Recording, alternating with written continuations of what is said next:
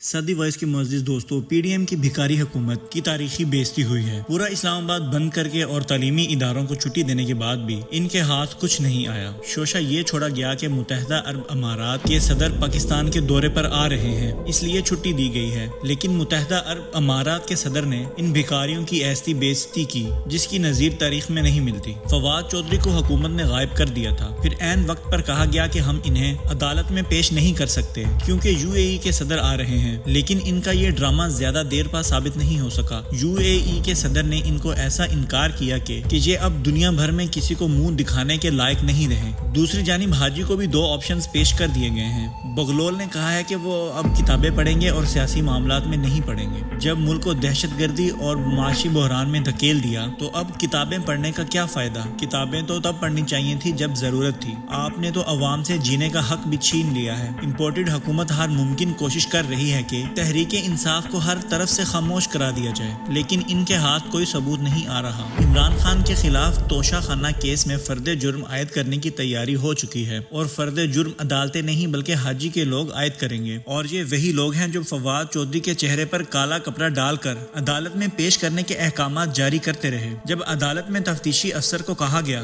कि काला कपड़ा हटा दें तो अदालत से निकलने के बाद फवाद चौधरी के चेहरे पर दोबारा काला कपड़ा क्यों और किसके कहने पर डाला गया। तहरीके इंसाफ की मरकजी क़यादत को क्या पैगामात मौसूल हो रहे हैं। हाजी और बगलोल में किन बातों पर इत्तफाक हुआ है। आने वाले वक्त में मखलूत हुकूमत इमरान खान से क्या चाहती है। इमरान खान को कौन से 3 केसेस पर खामोशी इख्तियार करने का कहा गया है। नाज़रीन ग्रामी, आज की इस वीडियो में हम आपको भिखारी हुकूमत के सियासी इंतकाम की कहानी बताएंगे और इसके साथ आपको ये भी बताएंगे कि अदालत में फवाद चौधरी को पेश करने की बजाय कहाँ ले जाया गया और किस किस से मुलाकातें करवाई गई। नाज़रीन ग्रामी, कई हफ्तों से भिखारी हुकूमत ये शोशा छोड़ रही थी कि मुत्तहिदा अरब अमारात के सदर पाकिस्तान के दौरे पर आ रहे हैं और इमरान खान इस दौरे को सबूताश करने की कोशिश कर रहे हैं। लेकिन अल्लाह ताला ने इन भिखारियों की हकीकत पूरी कौम को दिखा दी है। हुकूमत ने पूरा इस्लामाबाद बंद कर दिया था, तालीमी इदारों में छुट्टी दे दी गई थी, दफातर बंद थे, सड़कें ब्लॉक थी। लेकिन ऐन वक्त पर ही यूएई के सदर ने पैगाम भेजा कि ऐसे हालात में पाकिस्तान का दौरा नहीं कर सकते। जब हुकूमत में मजबूत लीडरान मौजूद हों तो दुनिया भर से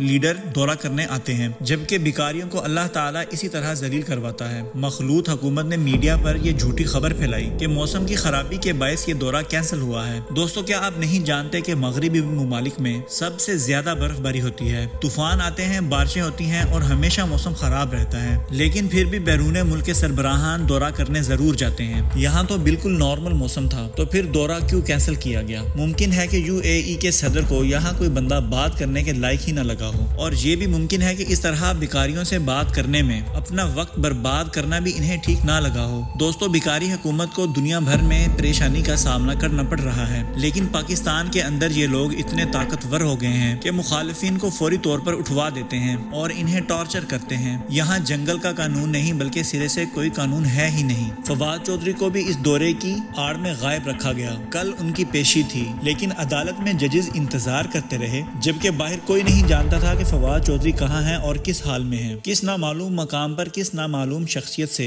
इनको मिलवाया जा रहा है, ये किसी को मालूम नहीं हो सका। अदालत में जब पूछा तो बहाना बनाया गया कि यूएई के सदर आ रहे हैं, इसलिए हम इन्हें अदालत में पेश नहीं कर सकते। लेकिन ये ड्रामा भी ज्यादा देर तक ना चल सका। अदालत के सख्त एक्शन लेने के बाद इन्होंने फवाद चौधरी को पेश किया, लेकिन जब इन्हें अदालत लाया गया तो इनके चेहरे पर काला कपड़ा डाला गया था। कमरा अदालत में जब पूछा गया कि इनके चेहरे पर काला कपड़ा क्यों डाला गया है तो तफ्तीशी अफसर ने कहा कि इन्हें नहीं मालूम। अदालत ने हुक्म जारी किया कि इनके चेहरे से कपड़ा हटाया जाए, लेकिन अफसोस जब फवाद चौधरी को अदालत से बाहर लाया गया तो दोबारा इनके चेहरे पर काला कपड़ा डाल दिया गया। सवाल ये पैदा होता है कि ये कौन है जो अदालतों से भी ज्यादा ताकतवर है, जो अदालत के अहकामात को भी कदमों तले रौंद देता है। ये कोई और नहीं बल्कि बगलोल के ट्रेन करता वो लोग हैं जो पुलिस डिपार्टमेंट से लेकर FIA और अदालती अहाते में मौजूद होते हैं। दोस्तों, फवाद चौधरी के चेहरे पर काला कपड़ा डालने के पीछे कुछ राज छुपे हुए थे जो फवाद चौधरी ने खुद बता दिए। फवाद चौधरी ने दरख्वास्त की कि इनका मेडिकल टेस्ट करवाया जाए। इन पर बदतरीन तशद्दुद किया गया है और इन्हें मारा गया है। इनके भाई ने भी यही कहानी सुनाई। सवाल ये पैदा होता है कि अब तक अदालत ने रिमांड का हुक्म नहीं दिया तो किस कानून के तहत इन पर तशद्दुद किया गया और किस लिए किया गया। दोस्तों, इसका जवाब भी मौजूद है। हसन अयूब नामी एक सहाफी ने ट्वीट किया कि फवाद चौधरी को समझा दिया गया है कि अब वो ये काम नहीं करेंगे। گے۔ اب یہ کس نے سمجھایا اور کس طرح سمجھایا اور کس کام سے روکا، یہ ہم سب جانتے ہیں۔ پاکستان میں یہ کوئی نیا طریقہ نہیں ہے، ایسے کئی بار ہو چکا ہے کہ پہلے لوگوں کو اٹھایا جاتا ہے، انہیں نامعلوم مقام پر لے جایا جاتا ہے، پھر اچانک ان پر کوئی پرچہ درج کر لیا جاتا ہے،